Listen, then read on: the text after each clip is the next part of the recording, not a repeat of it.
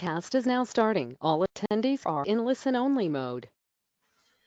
Well, friends, welcome to today's webinar. And as keynote to the online discussions on competency-based medical education in pathology, we have Dr. Vinay Kumar. He doesn't need any formal introduction. Almost all of us have grown up reading the world-renowned book, Robbins' Textbook of Pathology, of which he is now since very long, he is the chief editor and a very good human being. And he is the Donald Pritzker Professor and Chairman, Department of Pathology in Pritzker School of Medicine and Biology, University of Chicago. I mean, whosoever he has met with, he has just made that person glow with a lot of knowledge, and I have seen many examples in my life. He'll be helping us with this competency-based medical education in pathology, designing the various schedules along the way. Over to you, sir. Thank you, Sanjay. Thank you very much. Namaste. Sat Shri Akal. Assalamu alaikum. This is a difficult time for everybody with the COVID epidemic in America. It is taken, coming by force. An order has been passed by which we are not supposed to leave our home except for buying groceries or going to doctor or pharmacy. So it's a very unsettling and difficult time for all of us here. I just want to say one thing, and that is pathologists will play a key role in the diagnosis of this condition. And I would urge all of you to use all your contacts to increase the testing. India is not testing enough. And that is why the cases look like 250. There are probably thousands of cases in India. And I think not knowing who they are is going to be very damaging to society. So as your social responsibility, as the responsibility of pathologists, you have to be in the front line and say, testing, testing, testing. That is the key mantra, for the next few weeks. This was I had not planned to say this thing at the beginning of the seminar, but circumstances are such that those of us who are sitting in the US feel that the walls are crashing down on us, and I don't want that to happen to India as well. Okay? Thank you very much for that. So I want to sort of tell you the topic, as you can see on the screen, is making competency-based medical education succeed. Lessons learned from a model. This model I created in 1995 before people were even talking about competency-based medical education. And it came out of our frustration that we felt that despite the fact we gave them great lectures and labs and so on and so forth, they were not really competent to actually apply that knowledge. So therefore, we radically changed the curriculum. And what I want you to take from this is not the specifics of it. Okay, I will actually spend some time talking about specifics to make you more give you an idea of how we. These are the lessons. First of all, clearly articulated competencies and objectives. Clearly articulated competencies and objectives. I know the MCI has put out a list of objectives and competencies. I think they are useful. But I'll talk a lot about how to do this thing, because this is the roadmap for the student. If the roadmap is wrong or incomplete, the student will not be competent. Simple. Okay. Then, once you identify and write down the competency objectives, you have to have alignment of your instructional design. How you teach has to be aligned with the competencies and objectives. You can't teach in one way and expect the students to behave another way. And then alignment of assessment with instructional design, competencies, and in instructional design. Assessment is very important. Students pay a lot of attention to how you assess them. You can tell them everything's beautiful in the world, and then when you assess them, you're using an old method. And students will say, these people can't be trusted. They're teaching me one thing, but testing something else. It's very, very important. And then structured feedback between teachers and learners. I will not speak a little bit about it, not very much. Ongoing faculty development, very important, but I won't talk about it. And alignment of all stakeholders, the dean, department head, teaching faculty, and medical students also have a stake in this. So they are also stakeholders. And often don't include them in the process which we are achieving it. I would urge you to do that, whatever way you can possibly. Okay, so with these in mind, I just want to tell you what we did. In 1995, I completely reorganized the teaching of pathology at University of Texas. Starting in 1993, we had 18 people spend 12 months, which are all content experts, to define the competencies and develop the core curriculum through learning objectives and creation of an active case-based teaching model. And I will spend a lot of time telling you about this. And we created 100 cases of common diseases as the substrate for teaching pathology. You can do that. MCI doesn't stop you from making cases. You can make 100 cases, 200 cases. I will tell you about the cases we made, and I think you will be able to share. Hopefully, I will tell you also how you can share. If you like those cases, you can share them. You can use them. So the first point: clearly articulate competence and objective. Now, competence objective are buzzword. Everybody's saying competency, objective, competency, objective. Frankly, it's very difficult to write good objectives. It's very difficult. Okay?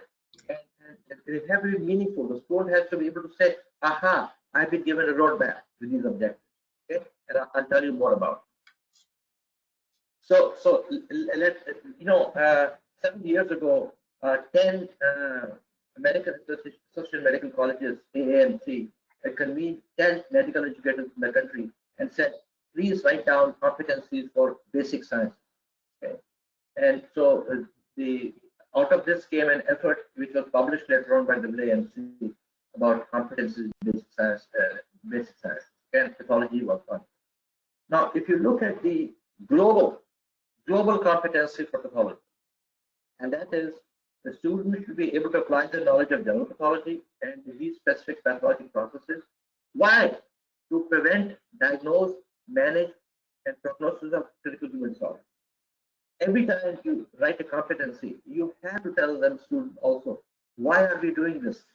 And in this case, in red, is the reason why that knowledge is required. But this is a very overarching goal. It's not specific to diseases. Okay? You can actually make this as the umbrella under which you write various other objectives in various sort of layers. And I'll talk to you about that. So, competencies and objectives. Education objectives are specific targets within the competence. Objectives interpret the goals and competencies. They are narrow and time-bound to achieve a certain specific task which can be measured. Very important. Competencies may be intangible, while objectives ought to be tangible. Okay. Sanjay, I hope you have given them the paper that we wrote. I wrote yes, you and Dr. Khan and Dr. Tejas. It's a very detailed discussion of objectives and competencies in that. Objectives are learner-oriented and stated in terms of learner's behavior at the end of an instructional report. Now, these are very easy things to write, but to translate them into actual competence objectives is far more difficult than most people imagine. Okay, what I'm showing you here, you know it already. Okay, so let's proceed. So, I would like you to think about competence objectives in a hierarchical manner. From top, global view, at the bottom, very specific with respect to what you're actually going to teach and what you will expect from the student. Okay, so the level 1 of the competency of pathology is just what I told you. Apply the knowledge of general pathology and disease-specific pathologic process for the prevention, diagnosis, management, and prognosis of critical disorders. Now we come to the level 2, and I'm going to call this, you could call the level 1 as a competence, you call it a goal, it doesn't matter.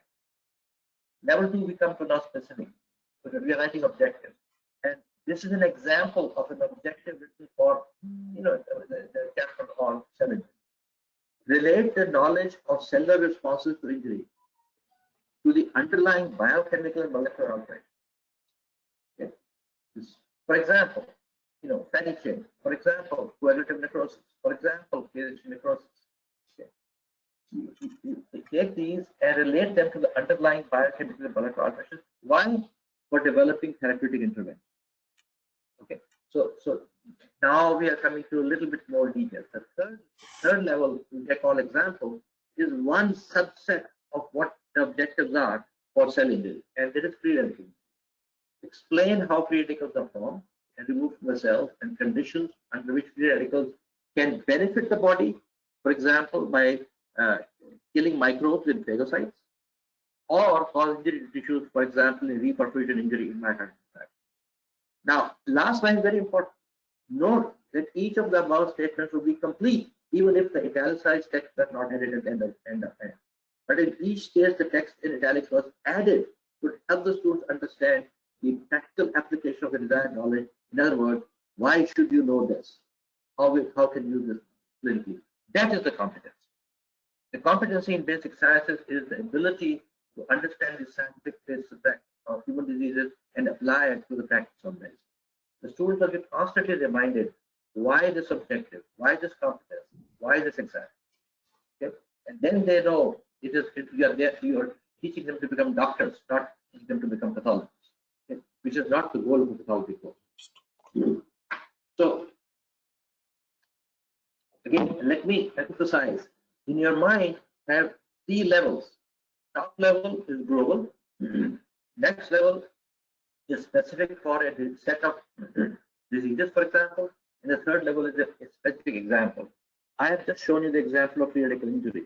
You could do this for coagulation. You could do this for other, other mechanisms of cell injury. Okay? So now, so I just want to. Okay. So, I often see objectives like this. For rheumatoid arthritis, you will often see an objective which says, understand the pathogenesis and treatment of rheumatoid arthritis. It is useless. This objective is completely useless. Because what you need as a student is telling the student is, read page 45 to page 49. That's not an objective. That's not a roadmap. That is saying, this is a assigned reading to you. There must be a roadmap. So this is a bad objective. And there are many bad objectives that you can see around. Okay. Now, let's change and see what will be good objectives for rheumatoid arthritis. Okay. There it is. So, the title says evolution from tools of recall to tools of competence. Your objectives should be designed for competencies, not for testing memory. Okay. So let us go through a process here in which we sort of write objectives and see how they progress from measuring total recall to measuring competence. Sir, can so list the cytokines that are produced by joint. Hello, sir. Can you come closer to your laptop? The sound. Okay. Sure. Is it better now? Yes, sir. Okay. All right. I'll do that. I'm sorry. Okay. So going over it again, this is a set of objectives for rheumatoid arthritis, which I showed you the previous one. I thought was a bad one, so I'm going to show you what the good ones are. Okay, how to think about that. So the first one says list the cytokines that are produced in the joint in rheumatoid arthritis. Strict recall, memory, 1, 2, 3, 4, 5. Okay, but look at the next one. Deduce the morphologic changes in the joint resulting from the cytokines produced in the joint. This is pathogenesis. So rather than saying to students, understand the pathogenesis of rheumatoid arthritis, you say, deduce the morphologic changes in the rheumatoid joint resulting from the cytokine produced in the joint. You need to know the cytokine. It's not unimportant to have a base knowledge. Then the third one is slightly higher level or higher complexity. On the basis of the action of cytokines found in the joint, predict the class of drugs and agents that are likely to have therapeutic value. This is integration of pathogenesis and pharmacology. Student has to know, that the person is, this is what's happening, what is the pathogenesis, and how do we control it with medication. Finally, on the basis of the relative amounts and potency of the cytokines found in the rheumatoid joint, prioritize the likely efficacy of different immune suppressive modalities in the treatment of rheumatoid arthritis. Now, this is a very detailed competency. It's not for medical students. That would be for people who are studying pathology or studying advanced study of pharmacology. Okay. For the medical student, 1, 2, 3. And you see the difference between saying understand the pathogenesis of rheumatoid arthritis to breaking it down in very specific action items that the student should be able to do. So you can take the objectives which are in the MCI notebook, and they're not bad. But you can, for the purpose of teaching, you can actually break them down yourself along the lines where the student has to go beyond recall and should understand what you want. The student understand your roadmap very clear. If the roadmap is not clear, the outcome will be bad. Just keep that in mind. Okay, so now you have created objectives and competencies for the entire pathology course. You've done it. We did that. Okay. Before we started this thing, we sat down and wrote objectives for every single organ system, and using the sort of thinking like I just showed you in the previous slide. So this is great to have this list, but they must align with the instruction design. What it means is this: you write very good objectives, and then you do the good old-fashioned passive teaching. You defeat the purpose of writing good objectives. So let's see. The traditional instructional design, which I was exposed to, which I used to do myself, before 1995.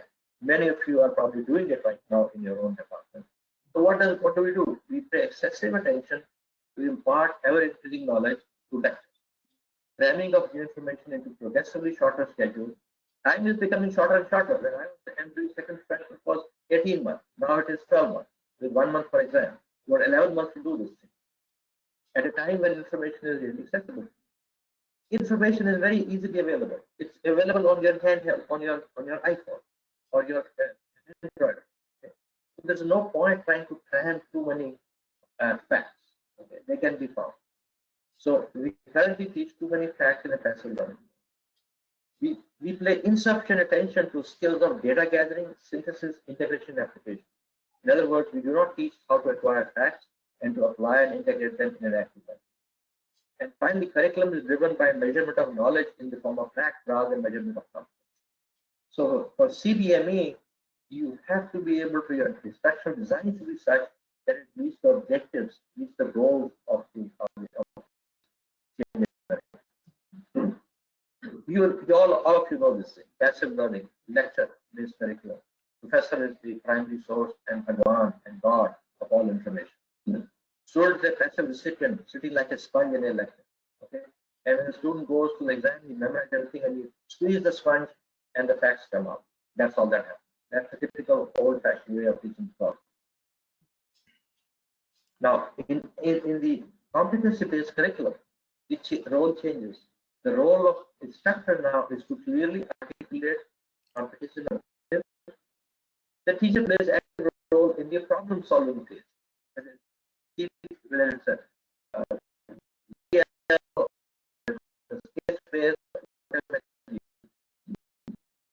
teacher brings experience that cannot be acquired from textbooks. Lecture cannot be a clear representation of facts. So, you can't give 70% of what you problem solve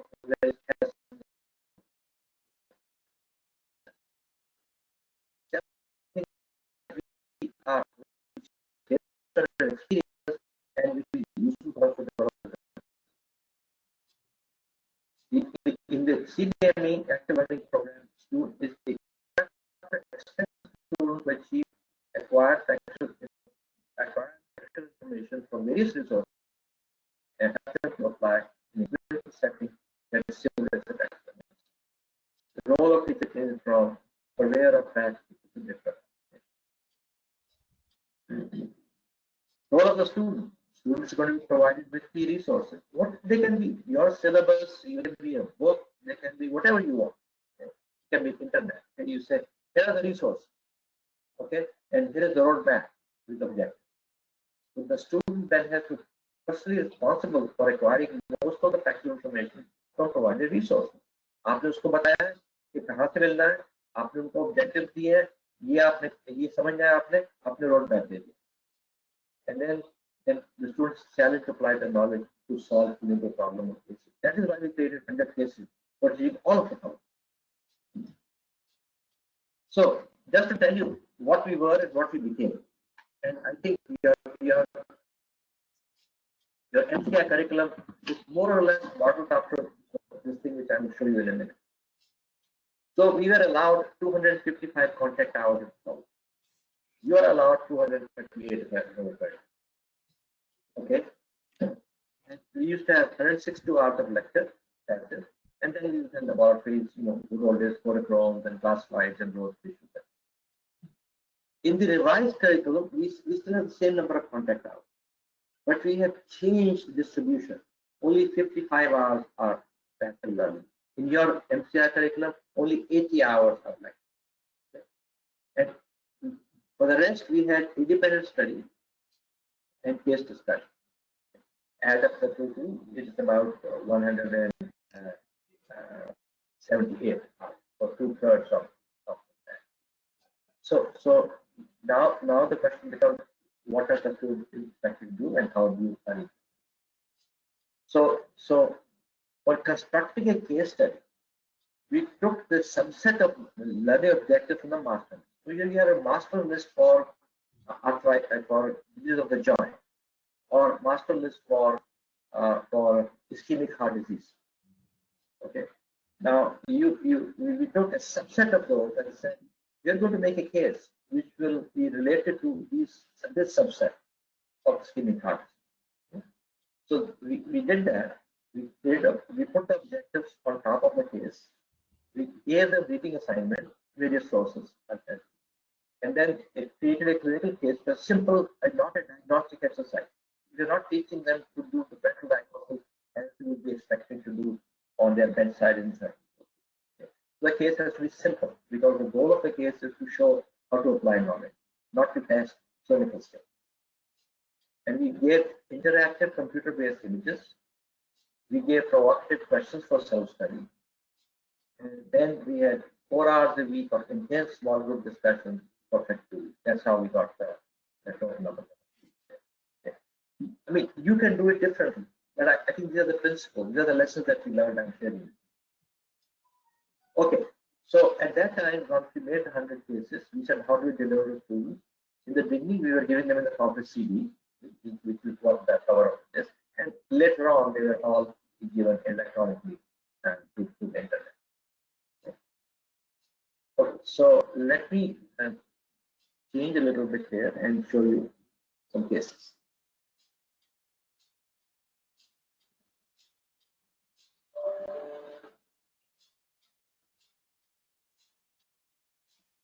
Okay, so this is just shown to all the cases that we made in various organ systems and also okay.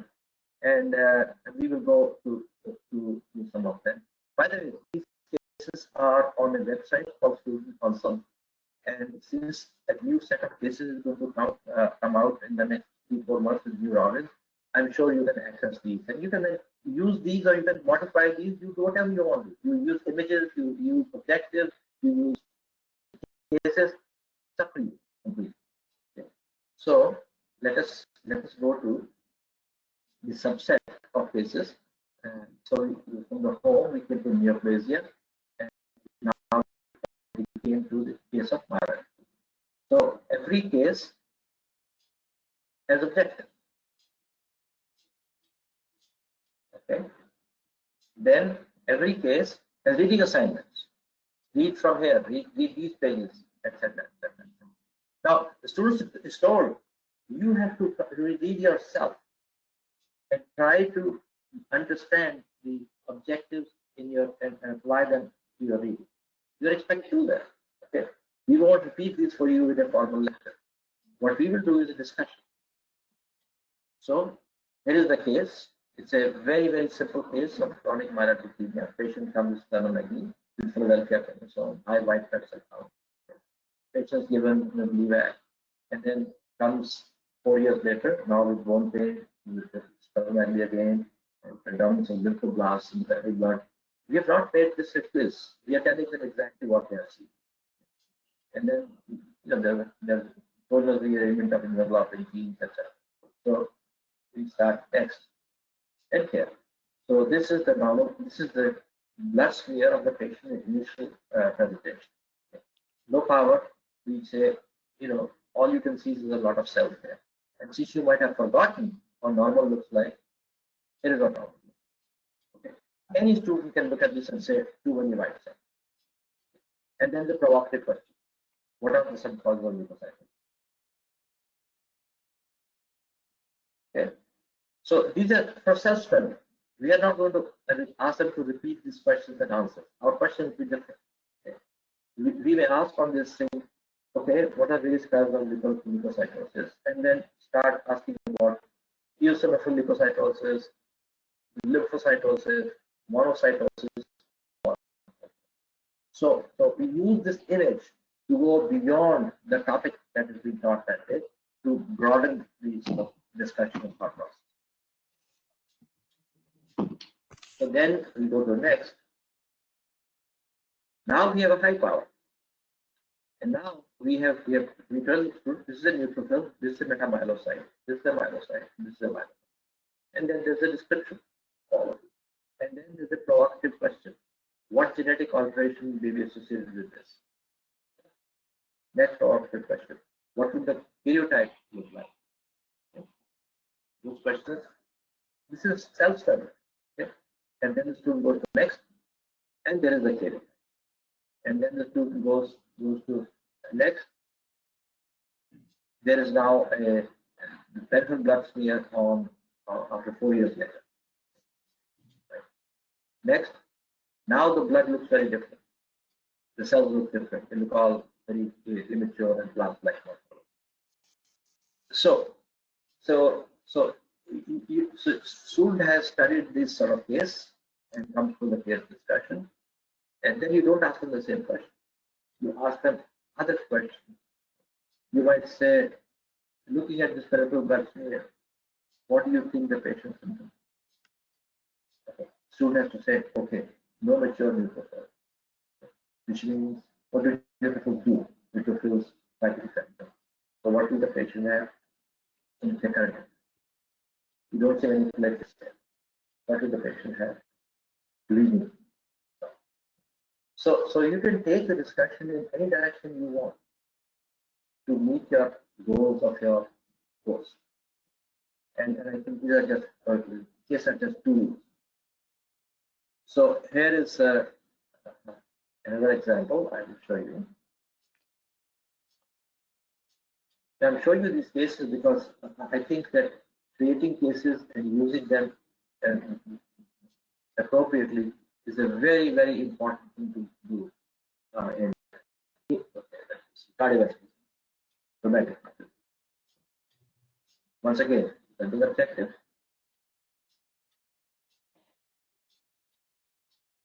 Next, reading assignment. Next, case. Next, images. We use not just public science. Next, microscopy. Bodies.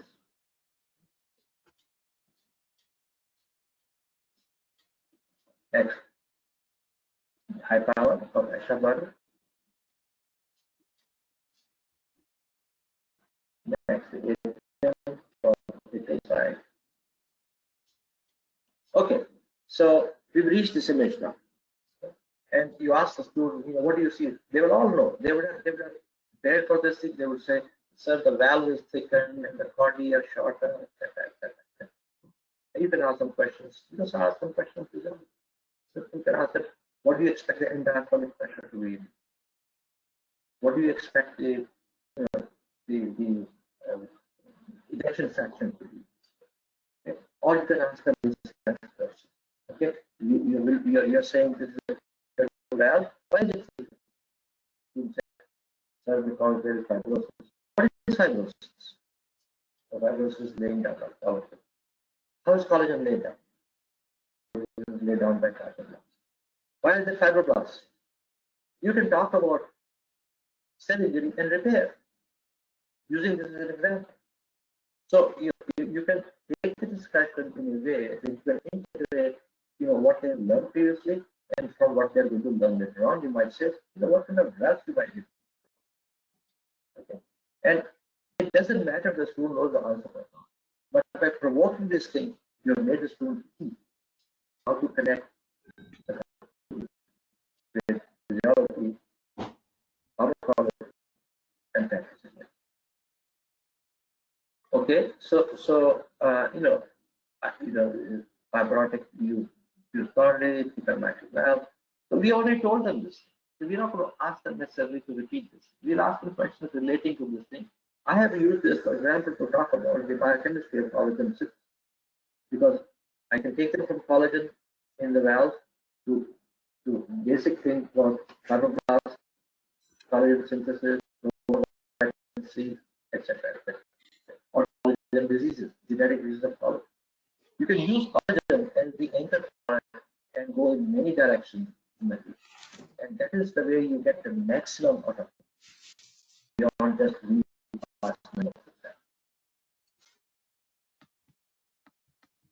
okay, more I won't spend more time on this and go back. So we created this thing, and the reason why we sort of it's not publicly available is because when I showed this to my colleagues, university, they said, look, when you already done the hard work, why do you want to reinvent the wheel? Just give us. I said, sure, you can have it. And that's why they were available to the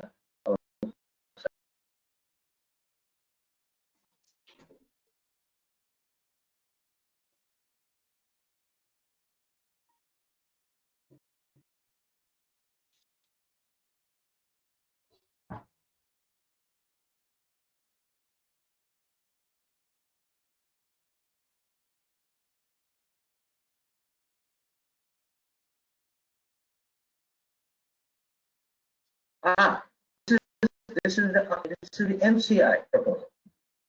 So I thought I'm trying to give you an example of how I would use the MCI. This is just to give you an idea how you might use it. You can be very creative about it. So the total contact hours according to MCI is 230 hours. Hours of 255, not quite different. Ours was over a 8 months period. Yours was about 12 months, only 1 month is that. So you really have 11 months, and Shruti would nikal ke we only have 10 months of activity. So 80 hours of lecture, and the MCI says small group learning, tutorial seminars, integrated learning, and 38 hours. Self-directed learning, 12 hours. I'm going to add those two and make them 150 hours. And then do an active learning exercise. And then you have cases, okay? And 75 hours, or half of the total time, is spent in active learning by groups of students themselves. This is very powerful. You tell the students, okay, you know the cases for next week. Why don't you prepare for it? Students would organically make groups of 5 or 6 or 7. We didn't even tell them make groups. You would make the group, you would sit down, each would be assigned, भाई तुम ये पढ़ के आना, तुम ये पढ़ के आना, ये objective आप देखना है, ये objective आप. Sorry, sir, can you Sorry? get closer to the laptop once again? The sound has. Yeah. Okay. Yes. Okay. All right. Now it's better. Is it better? Much better? Okay. I'm sorry. Okay. Yes. So should I repeat going over the Yes, MCI guidelines? Sure. Yes, last one or two slides, sir. Yes. Okay. This one, yes. This is what we had in our revised curriculum in Texas. Yes, sir. Okay. So I was saying that the total hours were 255. You have 238. It's not that different. This is how we divided it: independent study, case discussion, both active exercises. Okay. So then I said, okay, let's look at the MCI guidelines for the CBME in pathology. 238 contact hours, of which 80 hours are lectures, and small group learning is 138 hours. Self-directed learning is 12 hours. Let's add those two, it becomes 150 hours. And this is how I would do it. I would create active learning exercises in which small groups of students would study the cases without tutor. Half the time would be students talking to other students in small groups. And you'd be surprised how well the students come prepared when you have made them, encourage them to make groups. You can make them actually, you can create the groups yourself and you say, okay, roll number 10 to roll number 25, you're in group 1, you have to study together. And so they first discuss cases among themselves. They read, they look at the objectives, they discuss. Somebody says, ye galat hai, ye theek hai, okay? Now they have come with that background into the discussion with people. You'll be amazed how well the students can be prepared. If you give them the proper objectives, which is the guidelines, you give them the proper reading material, which may be a book or slides, whatever you want to do. And then they come to their computer. And those are the types of questions that I just told you. Those are the type of questions that we would ask them in the case discussion. Now, I don't know if your institution will allow you to split it into these two segments of 75 hours. Okay. Frankly, I think if the MCI says small group learning, okay, I don't see them saying small group learning in the presence of a tutor. It can be half of it will be completely independent of tutors and half of it tutors. Once again, it's not my goal to tell you this is what you have to do. Okay, it's my goal to tell you how you can think about it. You can make your own breakdown. You can use the time any way you want to, as long as you keep in mind active learning, objective and competency. How you do it, each place may do it differently. This is how I do it. Okay, so you've written the objectives. You have aligned the competencies with the instructional design. In our case, we use cases. Just stop me anywhere you feel that my voice is not coming clear. Okay. Yes. Fine. And we close. Okay. So next thing is alignment of assessment with competencies. With competencies, objectives, and instruction design. If your assessment is not aligned with the competencies, objectives, and instruction design, students will say, bolte ye hai, karte ye hai. You immediately lose credibility with the students if after making them go through active learning exercises, you ask them, what are the 10 cytokines in the mitochondria? Just strict memory. Okay. So, what about assessment? So, assessments, as I'm sure many of you have taken courses in medical education, and I have not. I just learned this by making mistakes and doing it. Okay. Your assessment has to be formative and summative. We all know that. Okay. How do we do formative assessment? We did it by case discussion. So the case discussion was 2 hours or 2 sessions each per week for 32 weeks. Each 2-hour session had 4 cases. Cases were open-ended, non-linear, required critical. Each group of 15 students was exposed to 1 instructor for 4 weeks. Therefore, 8 instructors met in the same group for 32-week period. And you know, it's a very important principle is this, that the students should be exposed to multiple teachers, because some teachers are, they call doves, they give very easy marks. Some are hawks, they make very difficult marks. And so the student was not stuck with one type of instructor. Okay. And by taking the assessment from all the instructors who taught the student, we have spread it and in such a way that the behavior of one instructor or teacher doesn't change completely how they're doing this. So 20% of the final score of the students in pathology course came from the formative assessments provided by multiple teachers for the same group. Then, what about the exams? There were three exams, 100 questions each, spaced equally in the course, each carrying 25% of the grade. Okay. Questions were designed to test competency, not recall it. I'll come back to 75%. National board exam, 5%. And so what we did was we designed to have 3 different modalities of assessment. Case discussion, 20%, internal exam, 75%, national exam, 5%. This is also a very important principle. I'm sure all of you have known that there should be multiple ways of assessment, different modalities of assessment. Okay? It shouldn't be a single high stakes pass or fail exam. And that is why I think you probably know one of the big criticism against US and the USMLE in US is this, that you get one chance to go take the exam. If you are unwell that day, you're having a stomach ache, too bad, you're bad luck. You can't take it here. That's a bad fact. That's a bad fact. It's been changed in the US. So you've done all these things, and your assessment has to align with your objectives, your instructional design. Okay? So here is a question. I know all of you are going through this. No, what you call this scenario-based question. Okay? All our questions were scenario-based. All were single one best answer. All tested competency. So here we take a look at it. Okay? 60-year-old male presents with easy fatiguability. Physical exam is unremarkable. Laboratory investigation showed hemoglobin 9.7, metaphysical 9.9, MCU of 69.7, and RBC count of this. To go at it positive. So we expect to read this history and say, this is iron deficiency. Okay, this is not recall. This is integrating all the information they have about it. This is iron deficiency. To go at it positive. So that means the person is bleeding.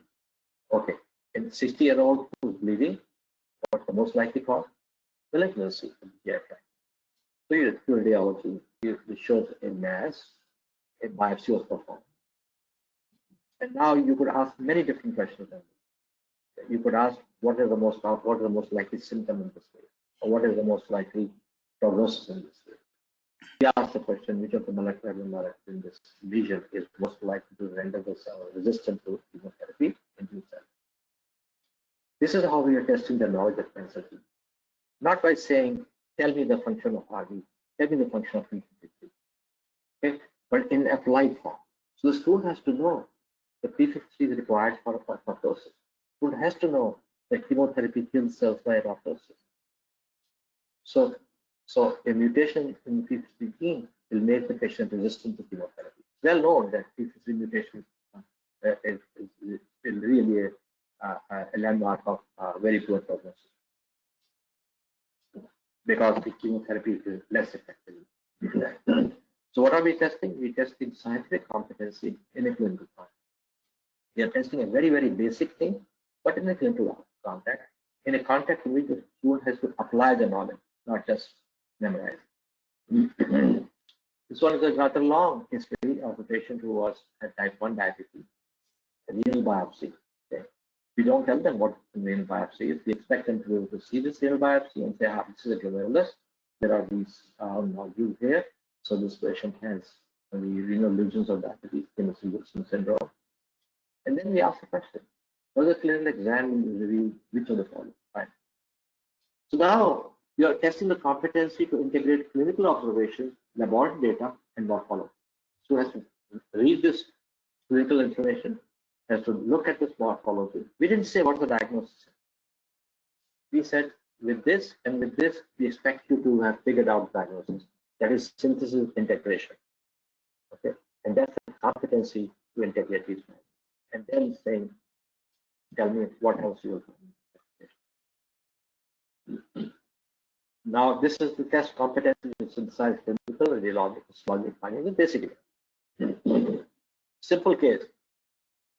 Old male just has a cough for the last 2 months, chest X-ray nodular densities, and microscopic appearance of a bronchoscopic biopsy is shown here. Which of the following chemical mediator is most important? The testing basic immunology, again, in a clinical radiologic context.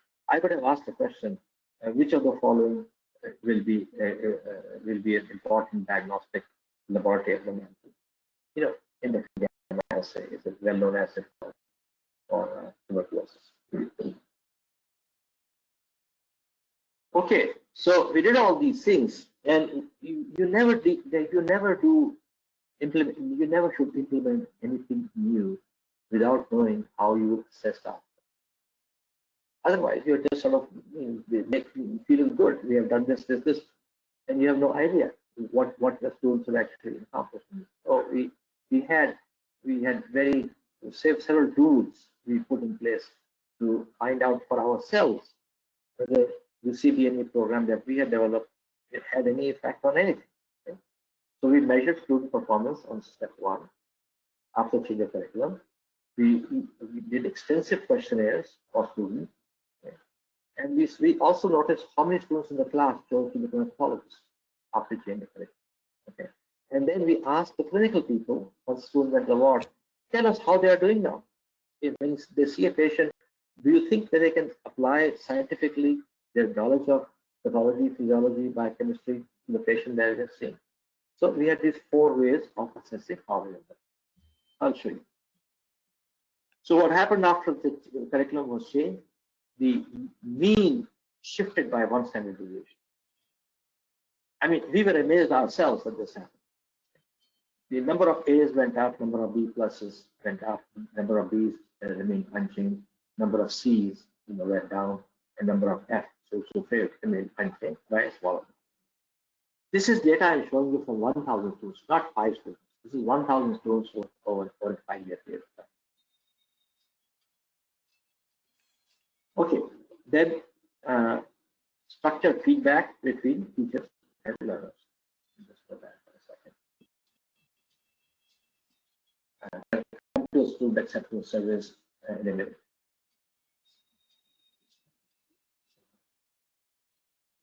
Structured feedback between teachers and learners.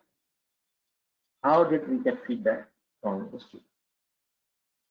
If you don't get feedback from the students, you're missing out. You actually don't know, how they feel about it, how much they like it, what do they think works, what do they think doesn't work. So every week, we ask the case discussion leaders to tell the person who's the lecturer on that topic.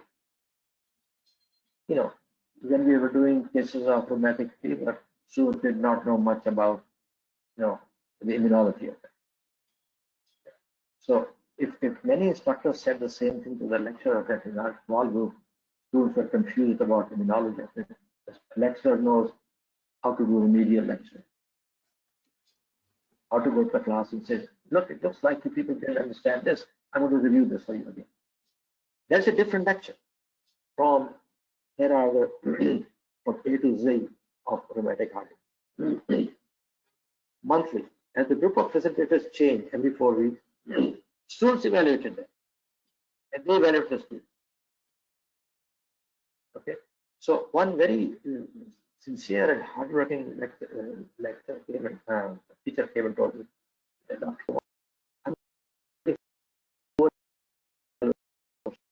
I don't know what I'm doing wrong. I worked so hard to prepare the cases, and they're giving me a food break. Sir, can you once again? The voice is okay. One second. Okay, so Sanjay, is it better? Yes, sir. Okay, all right. So I said that we got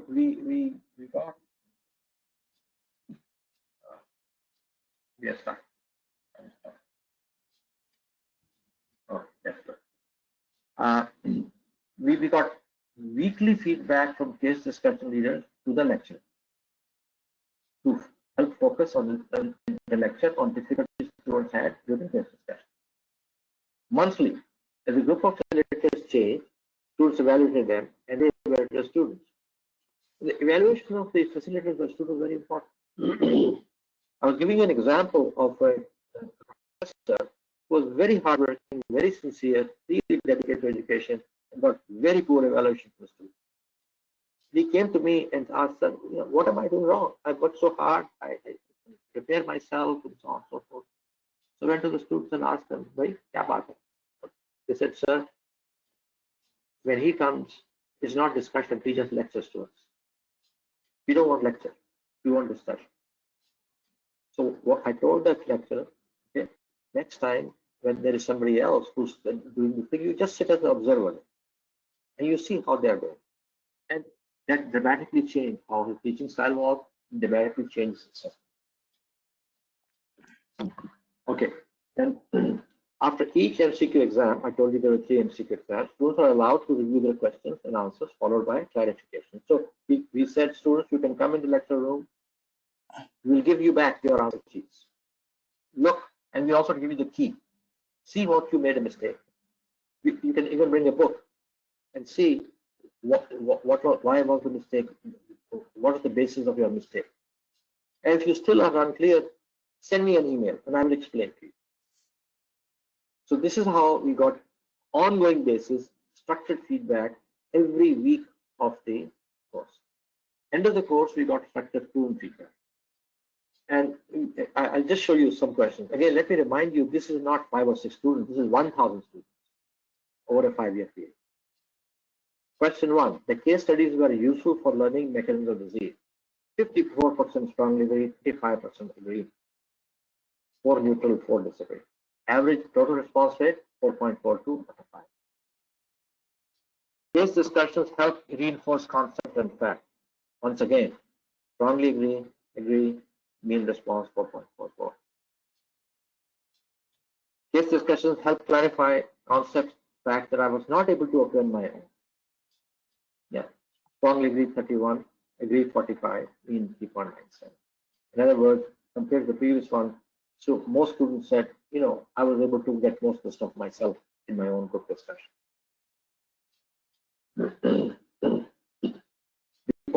Overview and review lectures were useful adjuncts in preparing for the topic. You know, good, but not as good as the case discussion. Finally, I will not talk about the 2 other important lessons that we learned. Ongoing faculty development. I gave you a little sample of how we did faculty development as the course was going on, but we needed other modalities of faculty development, and you have MEUs and so on. And this alignment of all the stakeholders, the dean, the department head, teaching faculty, and medical students. And that was also very, very important. And how we did this is more complex, and we don't have the time to go over it today. Here is something that I think you should think about. This is an example of integrated case-based teaching. Let's take the case of Gaucher disease. So let's say we have a warehouse of 200, 300 cases, one of them is Gaucher disease. You can use it to teach the structure of the screen in histology. You can teach it lysosomal biology in the cell biology program. You can use glycolipid metabolism in their biochemistry. You can use Mendelian genetics in gene therapy in the genetics. In pathology, you can use it to teach about storage disease. Pharmacology, you can teach about enzyme replacement therapy. In hematology, you can talk about splenic function. In medicine, you can teach them penicillin differential diagnosis. So the point here is this: you don't have to create unlimited number of cases. I think that between all of you, pathology teachers, if you collectively decide we're going to create cases and share with each other, you can easily make 200 cases. Okay, and then you can also share them with your cell biology colleagues, your biochemistry colleagues, your genetics colleagues. Say, hey, look at these cases. Maybe you can use it also for use a different scientific angle, okay? And you can use it also. So students are getting exposed to the same case, but in different contexts, and that sort of reinforces and strengthens the learning process. I think that's my final slide, and I've already told you this, but I'm quickly going to repeat this thing. The focus in medical education must shift from acquisition of factual information to development competency. Knowledge is growing exponentially, and it is easy to access. Okay. Educators must articulate the essential competencies and objectives and develop curricular and assessment models aligned with this goal. Technology can be a powerful tool for college people. Technology must add value and not just be a method of delivery of the content. Okay. Interactivity. The end point of acquisition and measurement of competencies does not impose any single model or method of acquisition of the competency, but provides the flexibility to visualize a variety of methods that occur in the same work.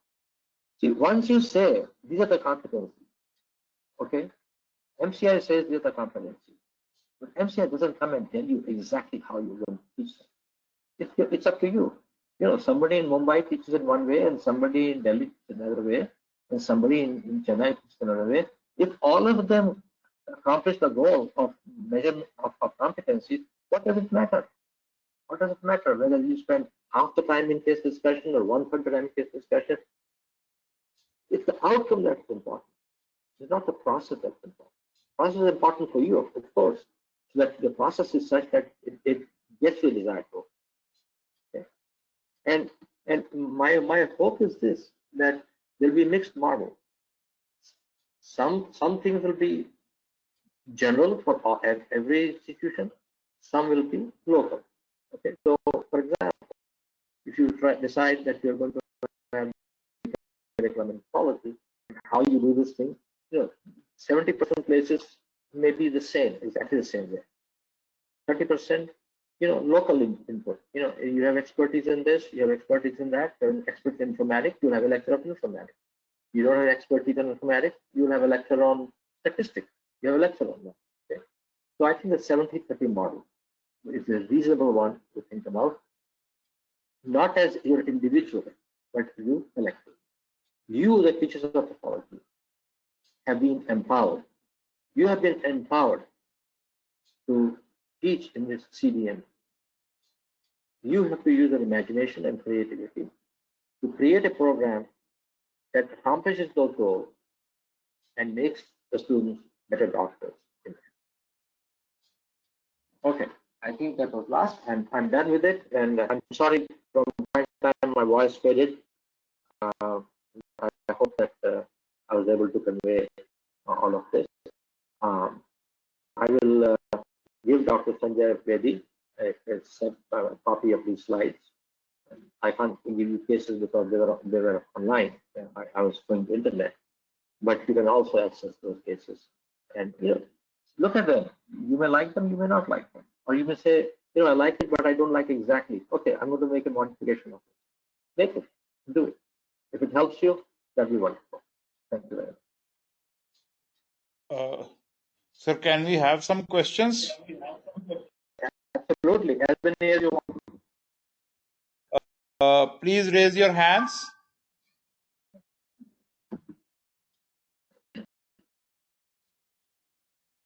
Yes, Dr. Anshu. Hello, Dr. Anshu, how are you? Hello. Hi, sir. Thank you for your sharing your experience, and it will give us a good roadmap of what we have to do ahead. I have two questions for you. Yes. The first is there any difference between writing cases in systematic pathology and general pathology? I find it tougher to write cases in general pathology, and I would like some advice on that. My second question is, when you talk of case-based learning, say for example, I'm starting off with hematology, do I first start off with the introductory series of lectures and then jump to the cases, or do I jump into the cases directly? Anshu, those are excellent questions with which we grapple on. Okay, so for example, let me go back, okay? and it'll be easier for me to tell you what I'm going to. If I can go back.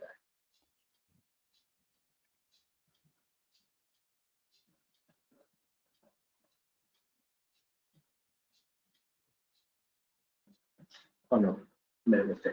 That's one thing.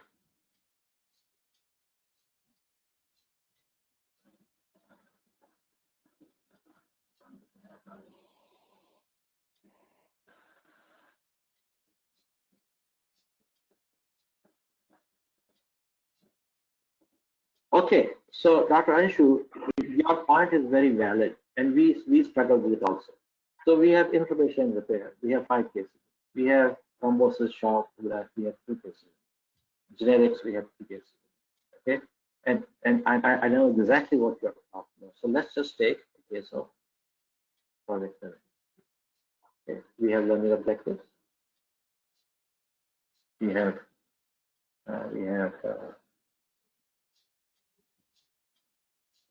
assigned reading, we have a case. So you might look at this case and say students have not yet been taught the clinical medicine as yet. Okay, they have not been taught how to sort of interpret about it. Okay, and this is a clinical case. So the question your question has two parts and very interesting. One is writing cases for dermatology is very hard. It is very hard. But do you notice what we did here? Do you notice? Do you see the text in boldface? Right? So what we did was all the key clinical things the students would not have known because they haven't been taught. We put it in boldface to tell them these are the key parts of the clinical features. So you still can use the case with the clinical features and laboratory findings in the second week of your general pathology teaching, provided you give the students some help in working through the case. We didn't want the students to waste 5 hours reading Harrison's to do the case. Okay, so you can do that, and I think I want to tell you, I know what fear you will have. The fear you will have is this: that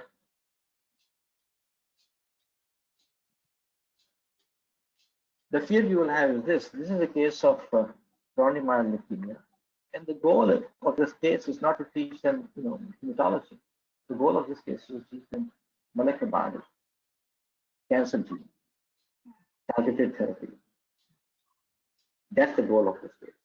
And so once again, we bold-faced all the important clinical things. The students knew this is a little hint to me. We actually provided the phenotype of the cells in the relapse. And I can assure you, your students will not be confused. Our students were not confused. They saw this particular clinical history within the first 2 weeks of starting the course, and they were not confused because we gave them a roadmap. And don't forget, each case has also a list of learning objectives. So the student can actually go and say, okay, here are the objectives for this case. So students have this roadmap.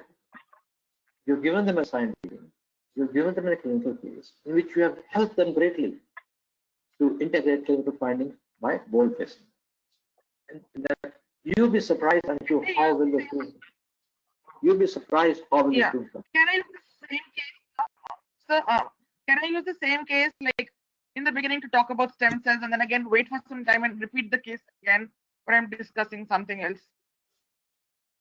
So what we did was our lectures were not touching every topic.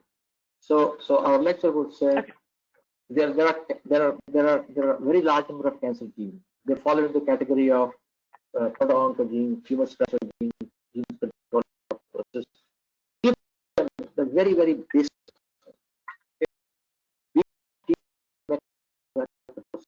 We tell them apoptosis is a pathway. Okay? And by the way, they should have already had that in this cell injury portion of the course. So you actually elicit the understanding of stem cell biology through the discussion of this. Because when you talk about the relapse the patient has and say, if there's a question which says, is this a new disease or is it a manifestation of the previous disease? And then you go over and say, even though it's a lymphoid blast crisis, they have Philadelphia proxy, which are their myelocytes also, which means that they came from the same cell. This is how we built the knowledge of stem cells. Right. Dr. Shagufta. My second question, sir. Yes, please. Continue. Dr. Ashok, can you please? Yeah, the other question was, do you have a lecture before you start off the case? Yes, I had a slide in which I took out. So since you asked me, because it's a very practical point, and so Sanjay, can you allow me a minute or two to? Sure, sir, no problem. to go to my slide set and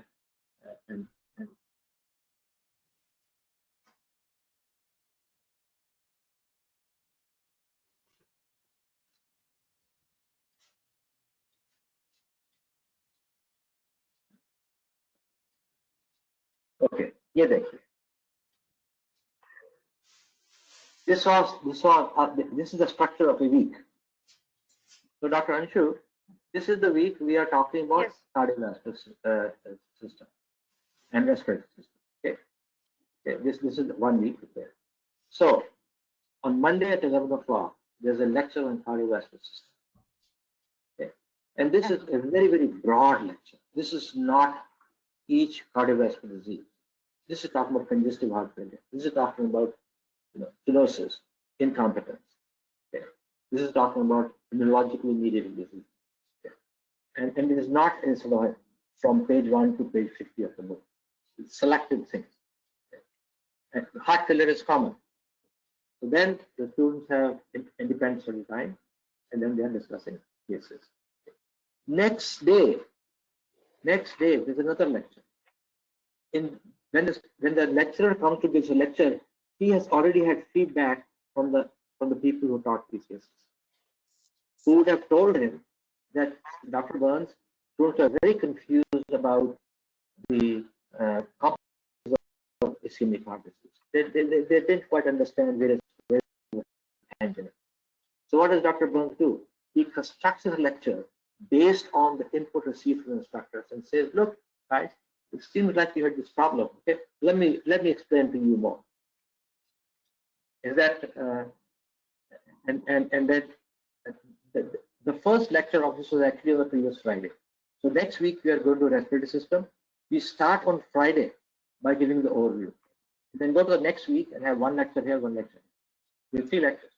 And since you have 80 hours of lectures, prescribed by MCI, you can't have 10 lectures per week. You probably get only 2 lectures per week. There are 2 lectures per week, and 1 week, and there are 40 weeks of teaching. There's 80 hours. You have only 2 hours. So do you do 3? So do you do 3 cases per session? Is it feasible? Because you said cases 1 to 3 there. Do you do 3 cases per session? We do 3 cases in 2 hours. Okay. And if we do 3 to 4 cases, in this case there were 3, but in some cases there are 4. There are never more than 8 cases. So that on any given 2 hours of discussion, 4 cases only. And Dr. Anshu, that is because we go in-depth discussion of the cases. We are not teaching ABC of the cases. We are talking about things like cardiac hemodynamics. We are talking about the pathogenesis of myocarditis. Okay? And we are talking about cardiomyopathies, 3 types of cardiomyopathies. That's what we are doing. We are not sort of giving the classification of lung cancer. Thank you, sir. That was very useful. Dr. Shukufta. Hello, sir. Good evening, sir. Good evening. Thank you very much, sir, for your great presentation. I have few questions. Having been a product of the traditional system myself, I mean, as we belong to India, and we have all been products of the traditional medical educational system. And I do understand that the new curriculum that the MCI is going to launch or is in the process of launching, and all the trainings that we are doing for the same, it's very challenging rather for the faculty to take this transition, especially that Medical Council of India is insisting on small group teachings. And with the dearth of faculty, and as you mentioned in your presentation, it is not individual efforts, it's a collective effort. I don't see much of cooperation among faculty. I mean, not with that level of training as to sail in one particular direction together, so they could achieve the intended learning objectives of these competency-based, of this new competency-based curriculum. So how do we overcome these challenges, especially that we are fraught with the difference of opinions? I'm sorry to say that, but I'm sure you experienced that too in your side. So how do we overcome that, and how do we unify faculty on a common agenda and put things together? Very, very good question. We face the same problem that you're talking about, exactly the same problem. Okay, so let me go to a slide which I probably didn't spend enough time on, and I'll give me a second. Can you come closer so I can hear you, sir? Sure. Okay. Then let me ask you something. Is this better than what it was before, or? Yes, sir. Because I'm using I won't use headphones. Okay, I will take it out and speak directly to the computer microphone. Is this better? Yes, sir. Okay, good. All right. I wish I'd known that earlier. Okay. I thought headphones are recommended, so I used headphones.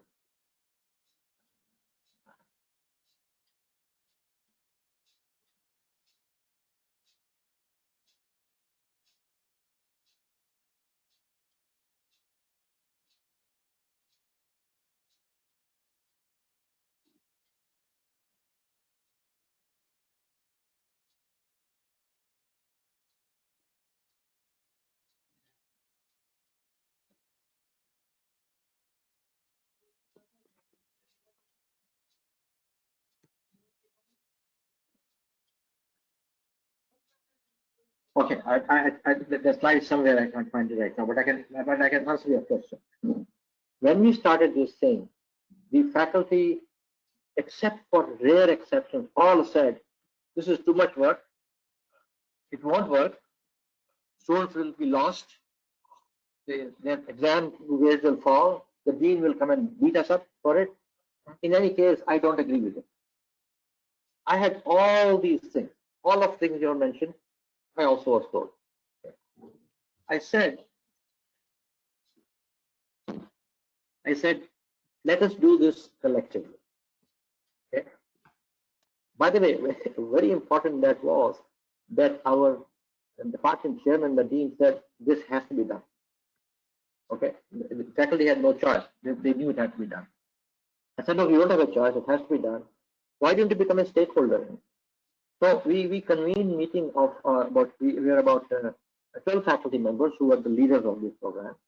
And we convened that every week we used to meet, every other week we used to meet for almost a year and a half. At each meeting, we told the cardiovascular project, for example, make objectives for cardiovascular diseases and create forecasts. At each meeting, they would present that to everybody. And then somebody would say, but this is too complicated. This is not required for medical students. This is for postgraduate. Or this is, oh, you have not covered this thing. So there was a lot of back and forth between it.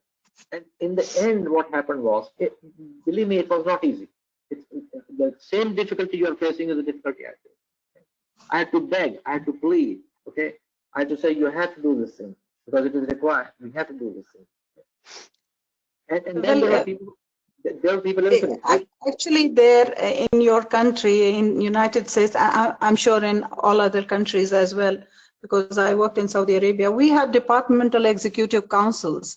So we do sit together and discuss things as you mentioned, but given the scenario in India, I don't know how that is doable, sir. You know, I'm sorry, since I'm not there, it will be inappropriate for me to say to do this. Or that we have to figure out how. I mean, you have to figure out, and you know there is a lot of material available that you can actually say to people. I'm not trying to say that what we have done is the best, but you know, cardiovascular system. Look at our 7 PSM cardiovascular system.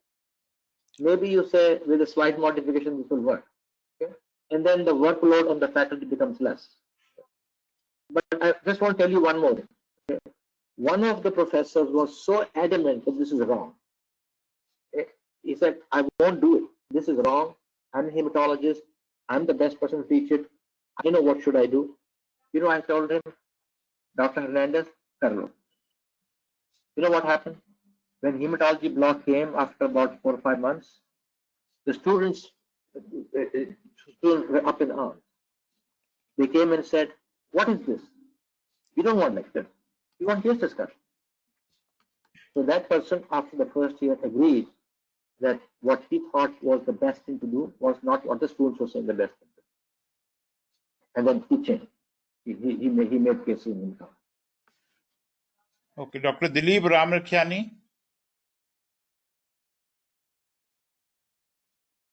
Sir, please unmute yourself. Am I muted? No, I'm not muted, Sanjay. No, sir, you are not muted, sir. Oh, you're telling him, okay. Yes, Dr. Dilip. Yes. Yes, sir. Yeah, I just wanted to ask Dr. Vinay Kumar one thing. Like, can he share us some of his objectives, cases, and all, so that that could serve as a skeleton for us to develop our own objectives, competencies, and everything. Is there an online resource, or is there any upcoming book, online resource, or an upcoming book from him which can guide us? There is. You can go to www.studentcouncil.com. Let me tell you. Do you own a copy of Robbins? Yeah, I have a copy of Robbins. In fact, I have a professional edition. Great. So inside the outside cover, on the left side, there's a scratch code there. Okay. You go register yourself and put that code, and you will have access to everything. Mm-hmm. Okay, and I'll the resources. Yes. Okay, thank you so much, sir. I just want to warn you about something. These were written about 10 years ago. We have a version of them which is improved, which is going to come in 4, 5, 6 months or so. Are you planning to come up with a new online resource, or is your new edition coming to highlight these changes and curriculum so that? No, but our book is not based on MCR curriculum, so I can't say that it will do that. But the cases have all been revised. Okay, new images have been put in, and will come out in June. So anybody can buy a copy of the book and have access to everything. Okay, thank you very much, sir. Dr. Ganti Mathi Shekhar.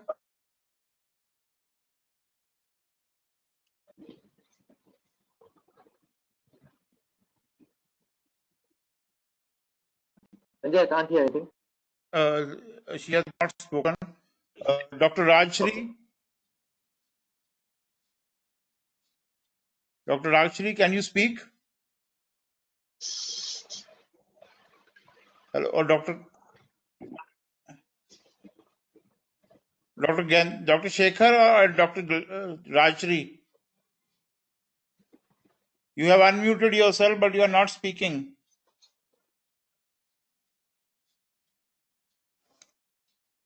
Dr. Rashmi.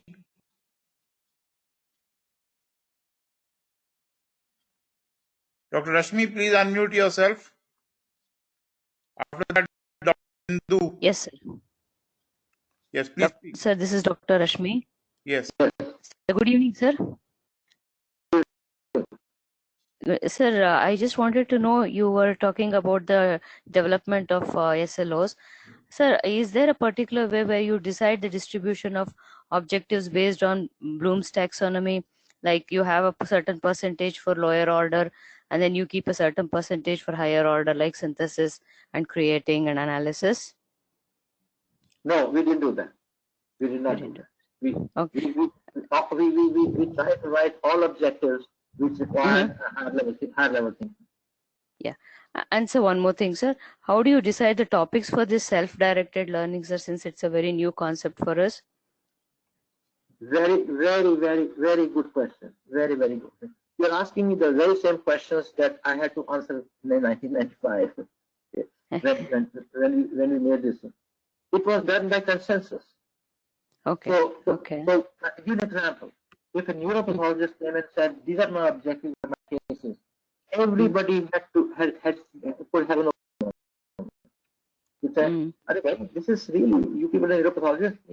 This frontotemporal dementia, molecular basis. This is not for medical students. This is what we decided. We said, if as non-specialists, we as non-specialists, okay, should be able to agree. Okay. So if a cardiovascular pathologist says what a neuropathologist is saying is too esoteric, then and the pathologists agree it is too esoteric, it was democratic, it was removed. It had to be replaced. We said, if we as trained pathologists, we are specialties, etc., but we are trained pathologists.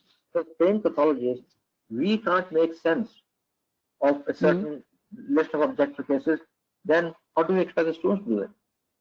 Yes, sir. That's what we decided.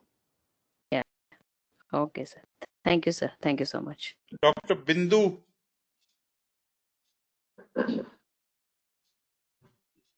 Dr. Bindu, please unmute yourself.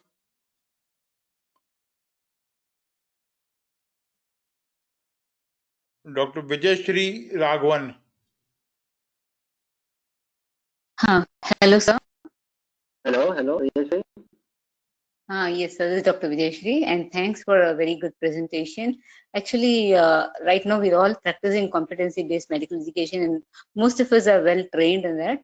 The only question I have is that in all your PowerPoint and presentations, I didn't see any of the skill-based competency or SLOs being made. Yes, you're absolutely correct. These are all cognitive. Yes, sir. All of them are cognitive. They were all cognitive. Yes, absolutely correct. So how do you do your objective structured practical examinations during your assessment if we have not taught them the skill-based objectives? So the curriculum has different. For example, a skill-based thing Yes, in cardiovascular pathology is the measuring blood pressure, right? Being able to know how to put the cuff, how to pump, how to do this, etc. That's an important skill. Okay, it's an important skill. Yes. It's not unimportant. Those skills were taught by our clinical colleagues. Okay. So we as pathologists didn't try to teach them how to take blood pressure. We taught them, okay, this is the blood pressure. What does it mean? But I have one more question, sir, based on the same thing. Supposing it's an interpretation of a histogram or performing a hemoglobin estimation or a urine strip examination. So these things have to be taught only by pathologists and not by clinicians. And we had the cases. We had those in the cases. Along with the cases, okay. Yeah, just give me 1 second. Give me 1 second.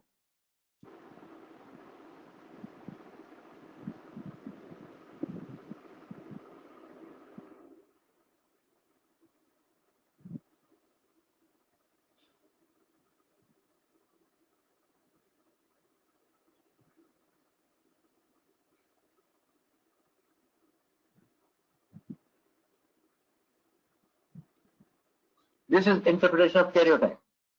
Yes, sir. Okay, now I'll go further. There are fairly sophisticated things in there. Yeah. I'll show you one more thing. Here, this is interpretation of the flow. Histogram. Yes, sir. Flow. Yes, sir. This flow, because we said yes, sir. based on the staining pattern, what type of cell is now the predominant population? Okay. What type of cell is depicted in black? You know the karyotype? Yes. Okay, so you have to teach them anyway. Okay. Yeah, right. And this is the best way to teach them. Real time PCR. Okay. Yes, sir. Hello. Yes. Sir, actually, all your clinical based, whatever, I mean, problem based this PBLs, how much of integration you do? Does all the PBLs have integration? Like horizontal or vertical integration? to the extent possible. Some cases lend themselves much more, others lend themselves a little bit more difficult. But you know what we did was the integration was all done during the discussion. Okay. Okay. And Yes, sir. Thank. and let me tell you something which surprised me. You know, we were discussing a case of a patient who had hypolactinemia. Okay? And one of the students during the discussion said, "How do we treat this? Okay. How do you know, actually?" And one of the students said, "You bromocriptine." I said, "You know, how do you know that?" He said, "I read in Harrison." Okay. We didn't ask him to read Harrison. Good. But we gave him a setting which evoked curiosity. Yes. And they evoked curiosity, the student went and read Harrison. I didn't ask him to read Harrison. Yeah. That's nice, sir, actually. Yes. Thank you so much, sir. Dr. Sanjay, can you give me just 1 minute? Yes. Okay. Can you give me a 1 minute break? Okay. Yes, sir. I'll do that. If there are any more questions, please raise your hands.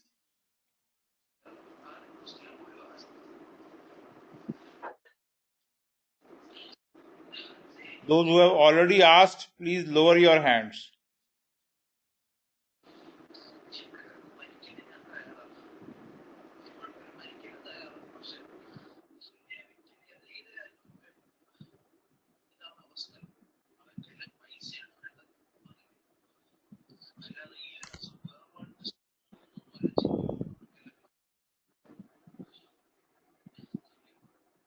Okay, I'm back. Okay. Dr. Preeti Bajaj has written on chat,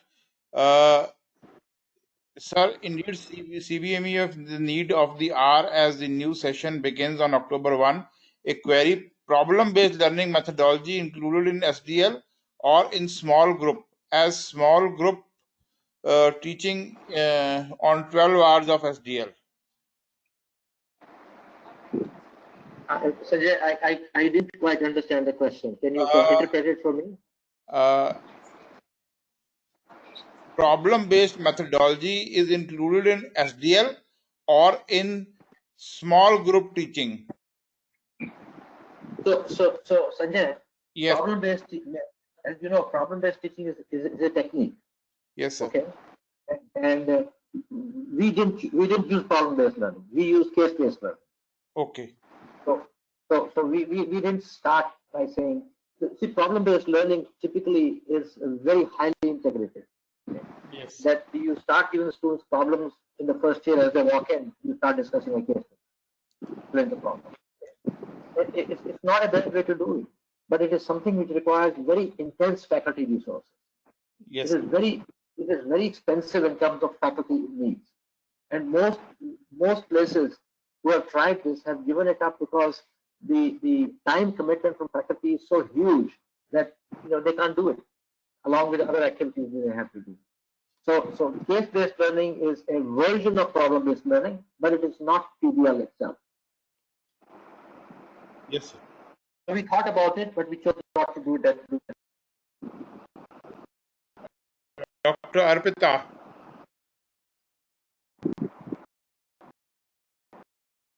Hello. Yes, hello, Arpita. Yeah, can you hear me, sir? I can hear you very loud and clear. Thank you. Yeah, thank you, sir, for making a lot of things clear to us. But still somewhere, I'm not getting it, that in a system when we are teaching, so do you suggest that we make cases for all the diseases in a particular system? Like in cardiovascular system, do we make a case for MI and rheumatic fever, then endocarditis, then cardiomyopathy? Well, do you suggest that we make cases for each and every lesion that we are teaching? This is a very good question, and we struggle with it also. And I will give me a second. I will give you an example. I will give you an example which exactly answers your question. Give me 1 second. Yeah. Yes, sure. All right. So can you see on your screen kidney diseases? Yes. Okay. I'm going to click on nephrotic syndrome. Okay. Okay. So this is a case of nephrotic syndrome. it's obviously one thing. Yeah. So let's go there. We have learning objectives. Yeah. We have resources. Okay, no. I missed something important here. Okay, so look here. The reading assignment is pages first of all. And look at the bottom. It says image 1 and 4 relate to this case. Image 5 and 30 relate to other causal nephrotic syndrome. So we have one case of nephrotic syndrome, okay, history, etc., etc. The first 4 images were specifically for that case, and the rest were compare and contrast. So let's go there. So this is history. See, all the basic concepts of a nephrotic syndrome are covered by this case. Okay. Correct. This case had membranous glomerulopathy. So let's just go there. We have immunofluorescence. We have the electron microscope. This also, our colleague said they will not understand EM. He said, why not? We'll teach them. Okay. Now, okay. That case is over. Now we are shifted to minimal change disease. Okay, we're showing them the glomerulus of minimal change, and then say minimal change disease. Okay. Segmental sclerosis. So you see how we have used one case as a tool to teach a lot of different. Okay. And the question underneath emphasize the differences of that type of case versus previous types of cases. Right.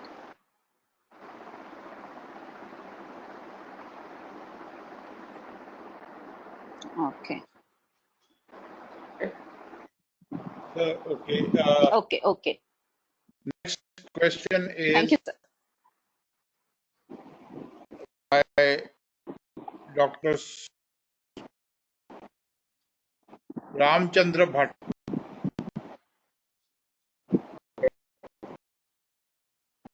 Thank you very much, sir, for a nice presentation. So I just have a doubt. Within 200 hours, is it possible to cover almost all the diseases? Coffee नहीं I'm sorry, there was it. I couldn't hear. Yes, please repeat.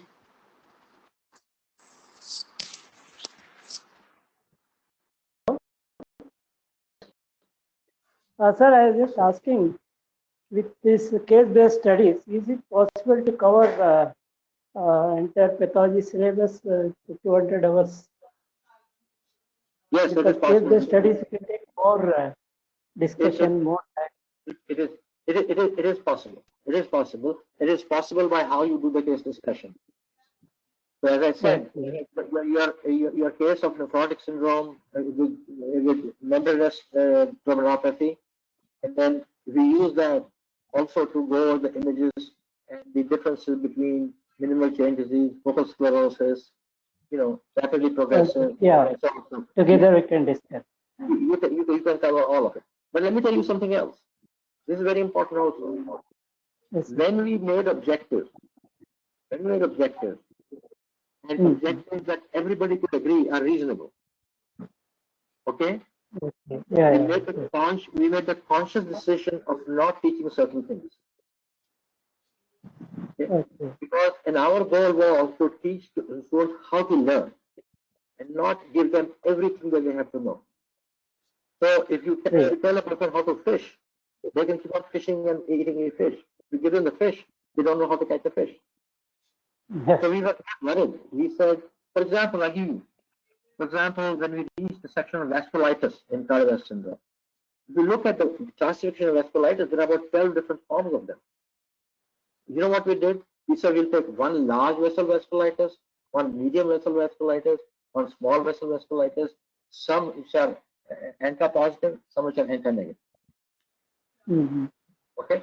In the process, we didn't teach every single form of vasculitis, but we taught enough for the student that they encountered a case like that, they would know how to go about it. Okay. Thank you, sir. Dr. Sanjay Mehta. Hello. Yes, Dr. Sanjay. Good evening, sir. It was very nice to hear you. I Thank just you. want one question to be answered, sir. You said in one session that in 2-hour session we usually cover 2 or 3 cases, right? No, three Now, to 4 cases. 3 to 4 cases. 3 to 4 cases. That means big chunk of the theory aspect would be covered by a self-directed learning, right? So I'm more interested that what exactly you convey them, that what they are supposed to prepare and how to prepare that topic for a self-directed learning. What instructions you give them? Okay. The instructions I give them is this. So it's interesting you ask that question, because when the students came to us in the pathology course, all the other courses were the lecture based. We are the first ones to do it in the institution. So they came and said, where is the syllabus? Where are the notes? We said, here are the objectives. You make your own notes. Okay? For each objective, go and read the book. Okay? And you know what the students did? They had small cards. On each card, they had one objective, and in a group learning setting, okay, which was not mandated. Okay?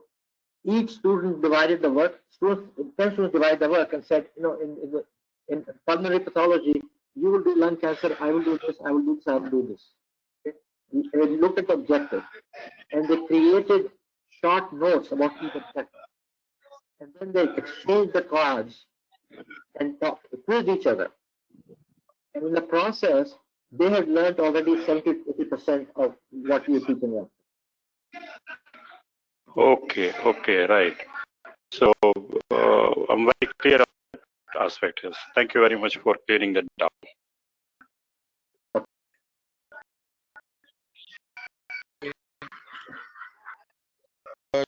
Dr. Sunita Patel is asking, sir, can we use the same cases from Robbins for CBL and CBME, as supposedly they are validated already? Yeah, surely you can use them. But what my advice would be: create your own objective. Because you know what is expected in the Indian scenario or context. Okay? So I would strongly urge, use the cases, use the history, use the images, but modify the objectives based on what you think is your local institutional need.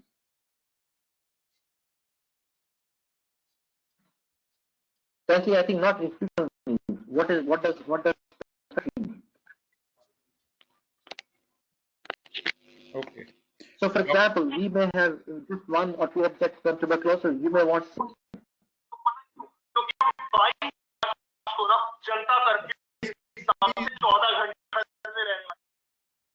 Okay. Hello? Yes. No, so that was not a question. There was a disturbance from somebody's. Okay. Then the Dr. Padmani Venkatraman is asking, do you have system-based teaching in which horizontal integration is already there, or discipline-based teaching? Again, very good question. Okay. When we started this, it was discipline based. Okay. So course, but gradually we have evolved towards a system based method in which about internal medicine, pathology, pharmacology are all taught together. So each case is an aspect of growth.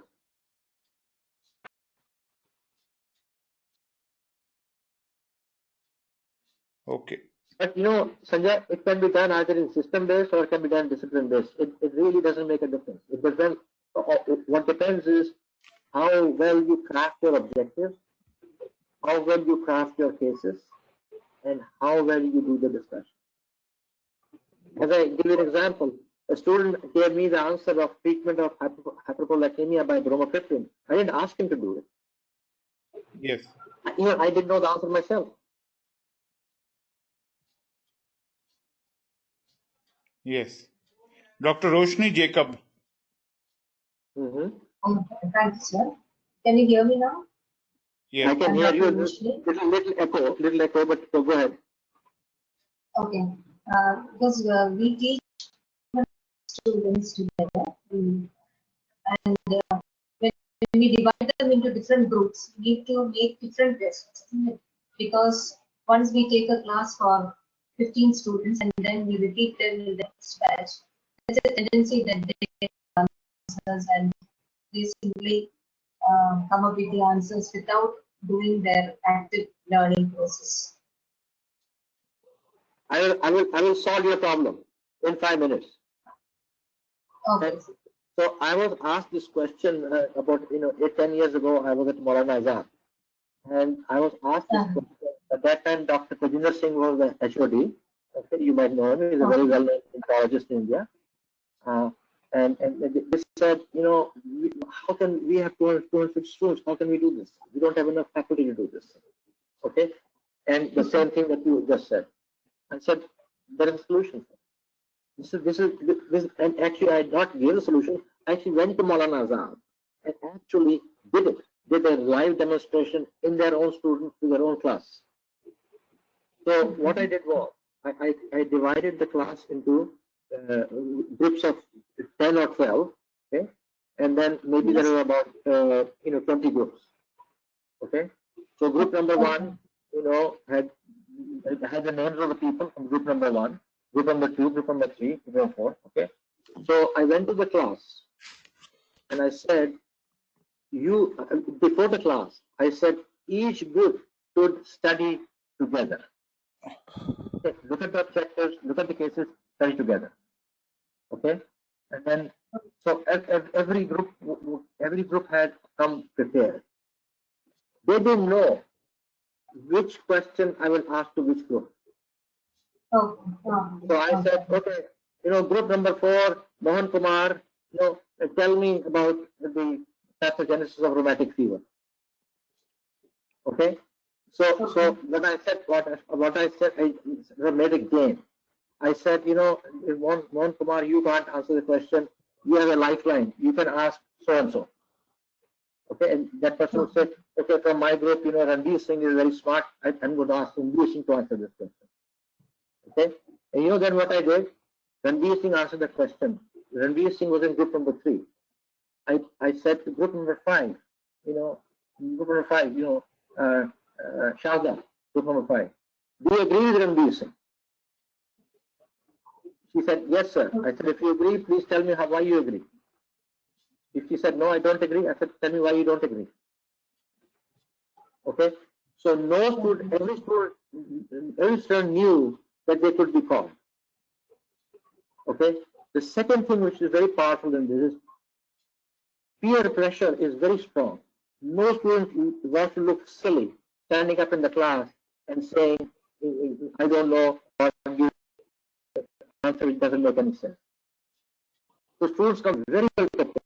First of all, nobody knows what to be asked, and nobody knows once to answer the question who will be asked to confirm it, so you can do it. Okay, so this scenario comes when we teach all the students together, all 200. But then in our colleges, we need to repeat the classes. We have 15 students coming on Monday. The next 15 will be coming the next day. So how is it possible to do the same thing in that?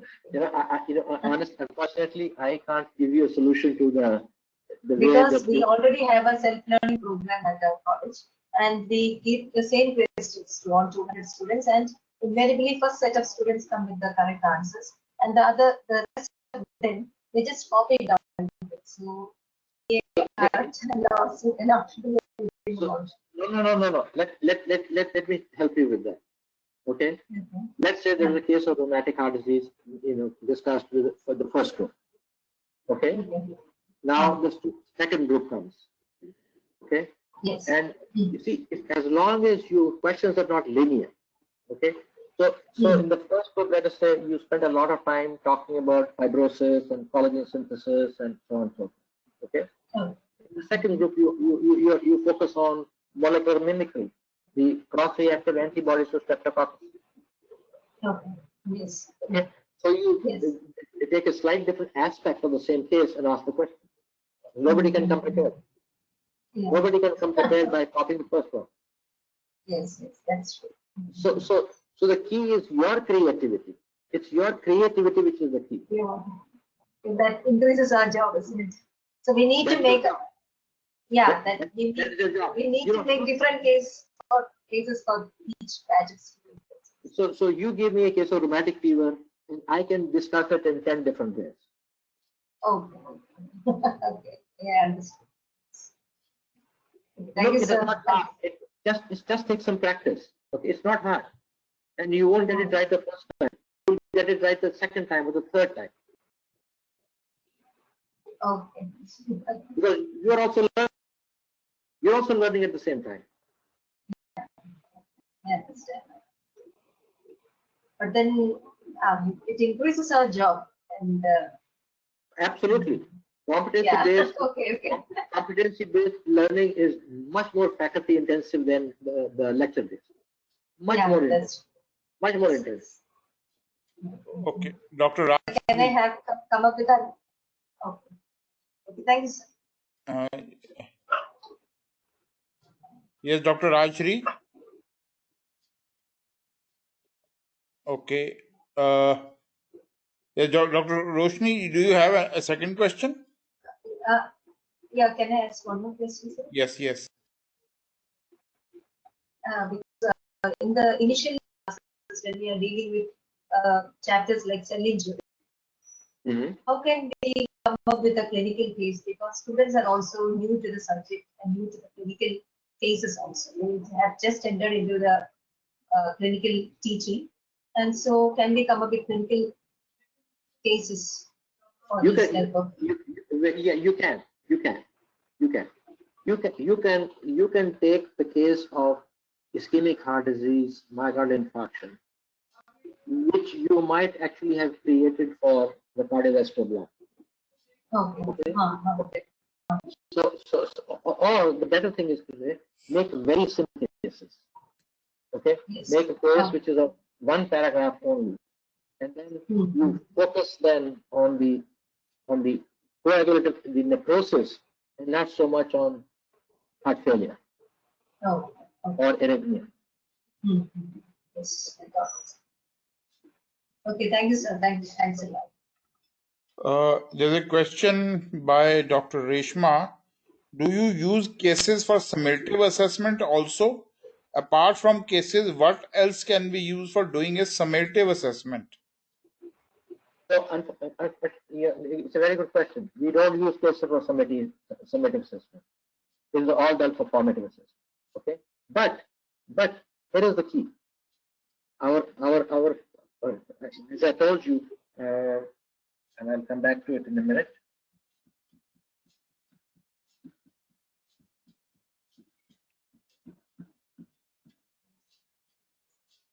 Okay, so this was formative assessment, carrying 20% of the grade. Then there were 3 MCQs exams that scattered in the course, 100 questions each carrying 25%. Here is the key. The questions were case-based. So they had a case of ischemic heart disease in the discussion. I will have 5 questions on ischemic heart disease with a case.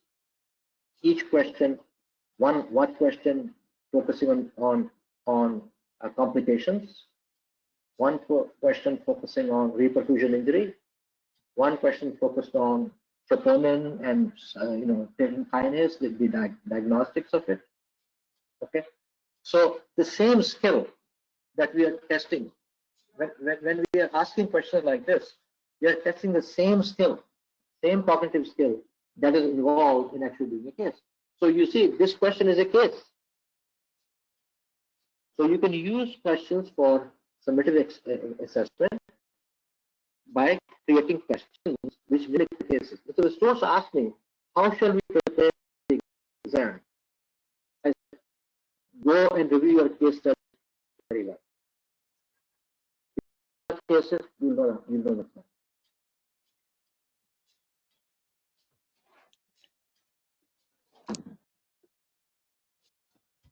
Yes.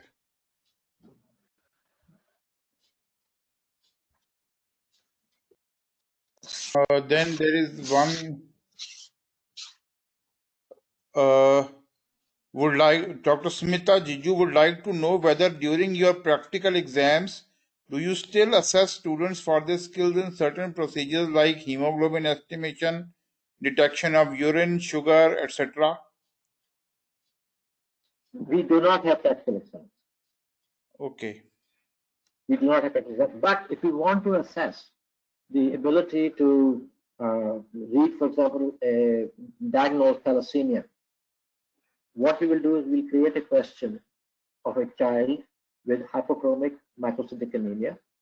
We won't say that thing. We will give hemoglobin is this much, MCV is this much, MCIC is this much, reticulocytes are this much, and a protein electrophoresis was done, and show the show the picture of electrophoresis, and then ask the question. Okay.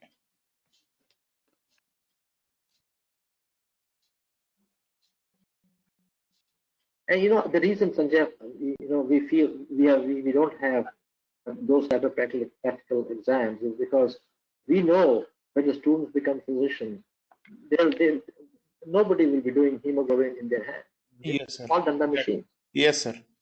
I mean, this is one of the biggest problem here. I mean, a lot of outdated tests there. We need to get rid of them as fast as possible. Absolutely, absolutely. Yes, Dr. Kalpana.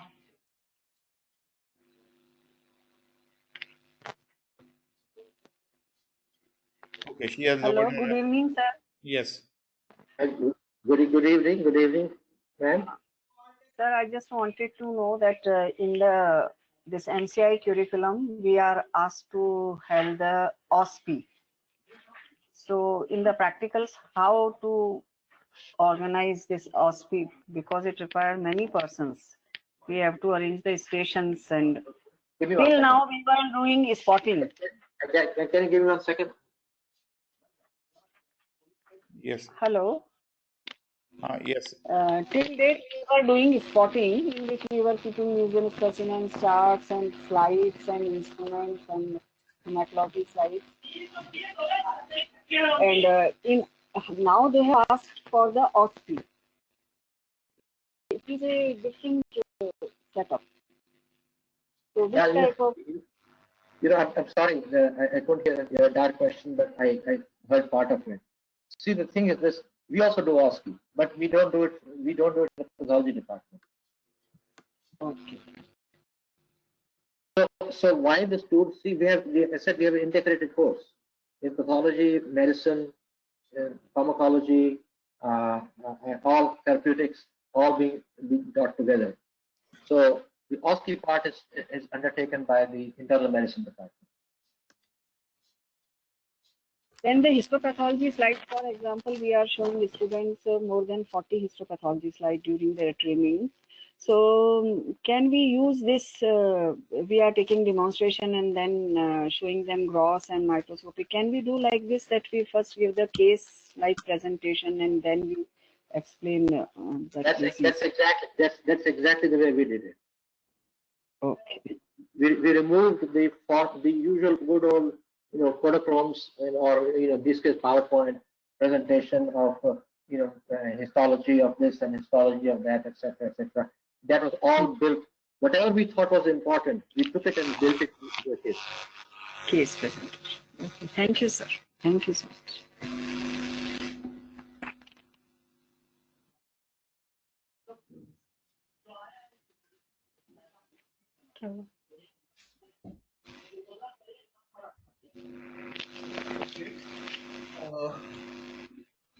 Anyone? Dr. Malini. Yes. Dr. Malini, please unmute yourself.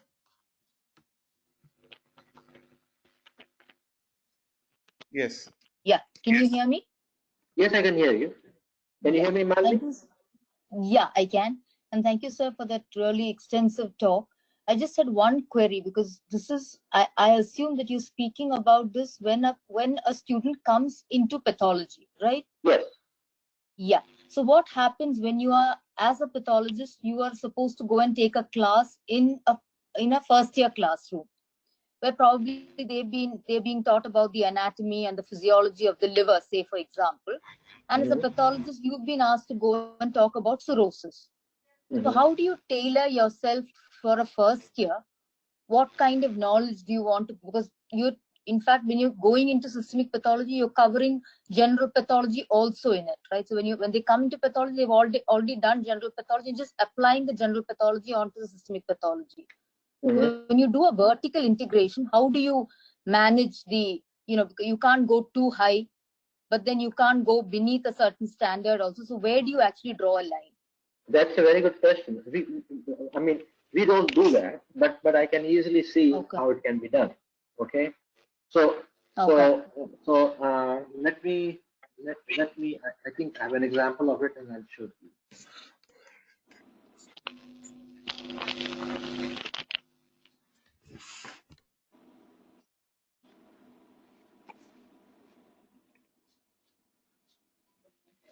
Okay, this is an example of it. Okay. Exactly. You said this for first year students, you want to go and talk to them about cirrhosis, right? That's what you told. Okay. So here is an example. I have a case of Gaucher's disease. I'm not using it to talk about Gaucher's disease. I'm using it to talk about histology of the skin, the red pulp and the white pulp and central arterioles and so on and so forth. Okay. Now, in the process, I'm also telling the students, see how expanded the red pulp is.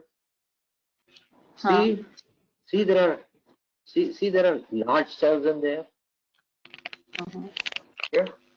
And these are because of a lysosomal storage disease in which glucocerebrocytes can't be broken and they collect there. Okay. I talk about lysosomal biology.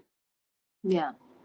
So you asked a very good question, because I think if one wants to talk about cirrhosis, one wants to talk about normal histology of the liver, okay? And then the pathologist comes and says, look, you've seen normal pathology. This is what happens in a disease caused by taking excessive alcohol, for example. Okay. And you show the fibrous bands. You show the portal veins and the regeneration in nodule. Okay.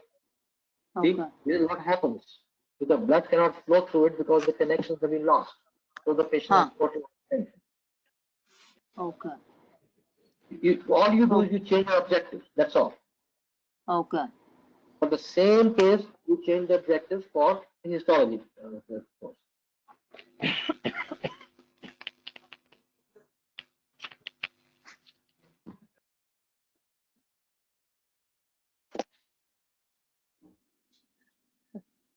Hello. Yes. Yeah. No, sorry, I couldn't hear you for a minute. I can hear you. Yes. Yeah. So. Yes, sir. Thank you, sir. So I guess it requires a lot of work. Probably over time, probably we'll have more doubts. Once we start, probably we'll start having more doubts. We're just in the process. So. Let me tell you something. It will take you at least 3 years to get to the point where you want. We went through a lot of we launched the course in 1995, but it was until 1998 that we really felt we were comfortable with it. Okay. And please keep one thing in mind. And let me just go there and remind you something.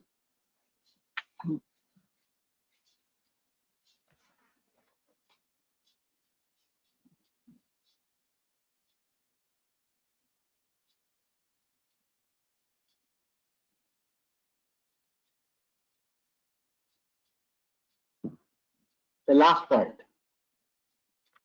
Alignment of stakeholders, the dean, the department head, teaching faculty, and medical students.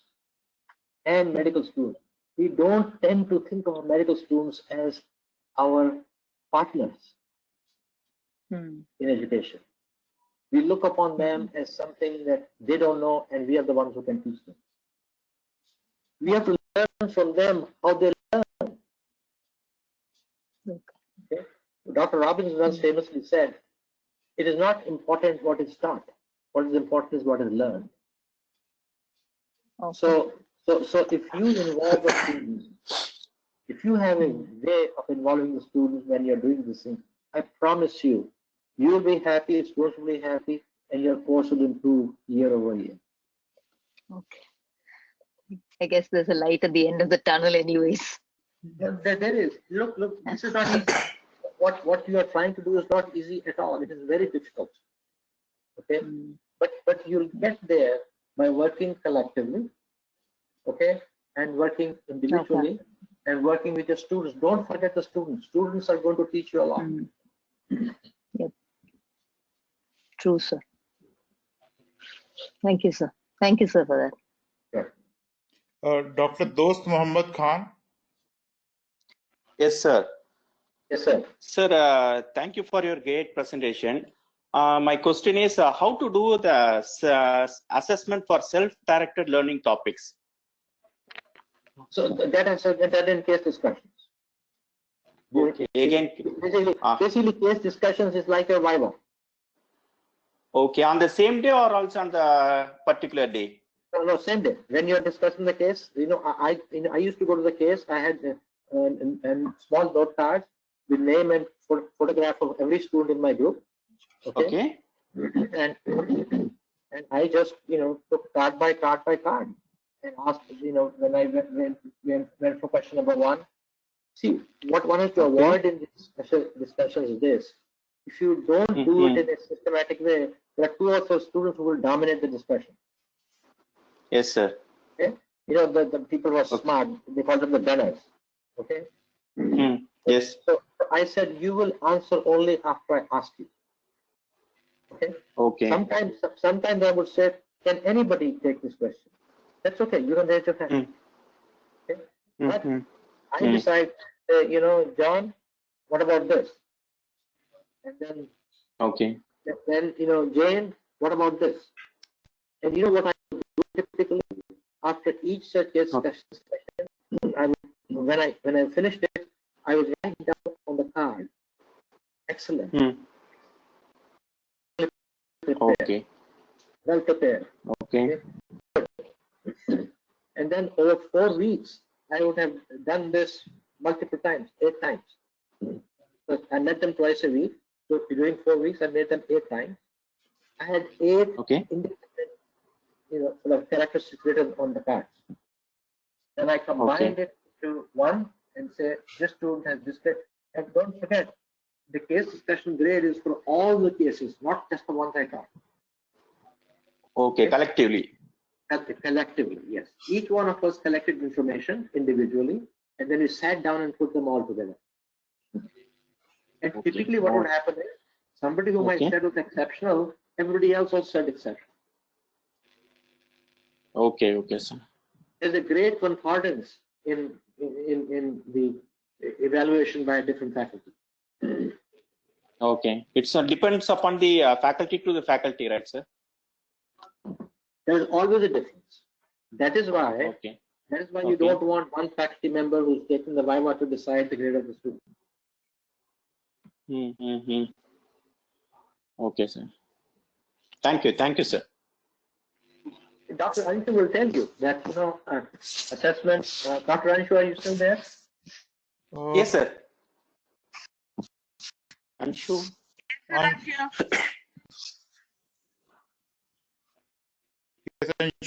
sir. So, Dr. Anshu, we just had a question about how do you test how do you test the self-learning class of the students? And I was telling that the case discussions are like Vivas. Okay? And Vivas in which I made sure that every student actually participated. Then I wrote down on a note card, you know, excellent, good, very good, etc., etc. And I did this over 8 weeks. Okay, and my collective 8 weeks of that assessment was then taken into account when the other inspector came and did the same. So I called for you because you know assessment, and you know. What we did in Maastricht University when I was a student there, we used to have peer assessment also. Like in your group, all other students will also assess you and say how much you contributed to the discussion. So you get Yes. peer feedback, and Yes. you also get feedback from your teachers. So both ways, and Yes, you give your facilitators feedback about how they are doing. So this works at the end of the session. Assessment should be by multiple people at multiple different times. And we didn't do it always written. We did it face to face also. Like, so that also works. So if that openness in the group is there, it absolutely works. It absolutely works.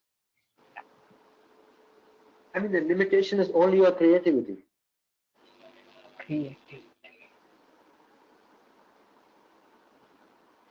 So I don't see any more hands. And so, okay. Dr. Rajri, I don't know whether you asked your hand now or no. Yes, Rajri is not there. Okay, so I think we can end it here. And it has been a pretty long discussion. It is lasting about 2 hours and 13 minutes. No, it was wonderful, and I had this opportunity to meet with you in a virtual space, and I think that pathologists have a very important role to play. My hope is this, my wish is this, or my dream is this, that this is CBME is a very difficult challenge, and I think I would hope that you would pool your resources and do it collectively. Maybe 5-10 people can decide we will do it collectively in 5-10 different medical schools. Yes, the group here which has collected, we have collected on an all India basis a group, and there are about 200 of them now, and many of them have chosen some chapters also, and over the next 3 or 4 months we hope we will be able to come out with some light at the end of a very dark tunnel. And I am also a co-learner, and everybody is equally participating, and let's see how it comes. I'm sure we will have your support along the way wherever we have some problems. You will, definitely, no question about it. Sanjay, there's one more thing I want to tell the pathologists before I leave. Yeah? Hello, Sanjay? Yes, sir. Hello. Hello. So Sanjay, I want to change topic slightly, and that is COVID-19. And I see the total number of cases in India, the last report was 258 or something. I think pathologists play a very important role in diagnosis. The number of cases being diagnosed in India is a gross underestimation. Gross underestimation. Yes. So what the actual situation is. And that is because testing is not widespread. Only yesterday, ICMR decided to extend the testing to somewhat a broader group of people. Yes. I think that India should avoid being in the situation that Italy is right now. India should see how South Korea did it. South Korea did a fantastic job. And I think this is something which is going to come. It is definitely going to come.